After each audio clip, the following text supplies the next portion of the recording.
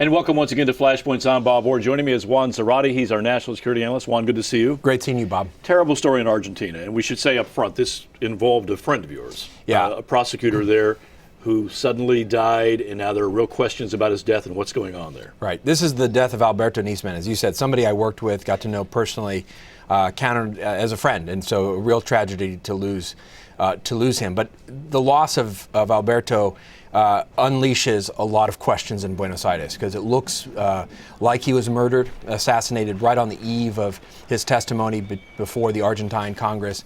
Testimony that would have implicated the current government, President Kirchner and others, in trying to make a deal with Iran to obfuscate and hide Iran's involvement in the 1994 EMEA bombings case.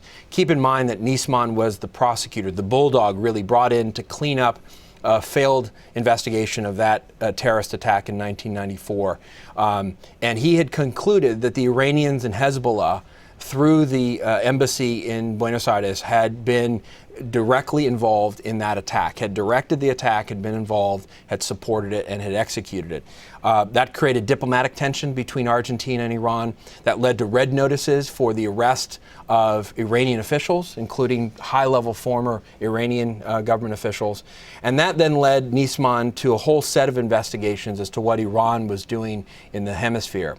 And so what he was bringing forth was his allegations that the current government was trying to hide Iran's hand in not just the EMEA bombings, but in a whole set of actions in the continent.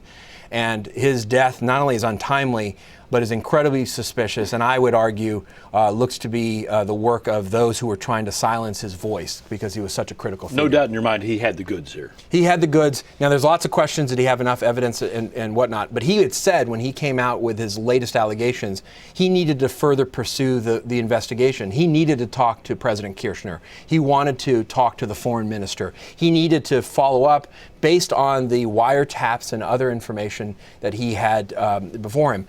And what's interesting here is President Kirchner's response, initially claiming this was an unfortunate suicide and going after Alberto personally, then changing her tune, saying, oh, this is part of a conspiracy, it looks like he was murdered, and now just today talking about disbanding the internal intelligence service because it has run amok. The real challenge for her is she credible, and is any investigation now credible into what happens absent Alberto Nisman? In some ways, he was really the fulcrum around the integrity of these investigations, and with his passing, you have to ask, who's going to now bring these cases to fruition? Is it doable? Can somebody pick up the mantle here and move forward in a legitimate way that stands time? I'm not sure. And this is really the great tragedy of Alberto's death long term, because he was not only a great man, a great prosecutor, but he was really the bulldog going after these cases in singular fashion. Not just the 1994 EMEA investigation, not just the involvement potentially of Argentine officials in covering up, but also with Iran's involvement in the region. There was nobody in the Argentine system, frankly in Latin America, that had his depth of knowledge, that had his passion, and that had his ability to investigate. I don't know who does that now for Argentina.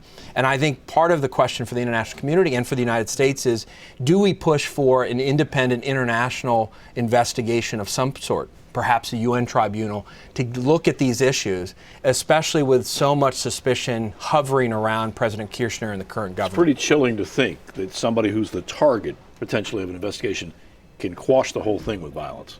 Yeah, and I think the reality is people who understood Alberto and his work and the significance of it, including in Tehran, wanted to silence his voice. And I'm convinced of that. He understood in conversations I had with him, he was running a real risk to his own safety.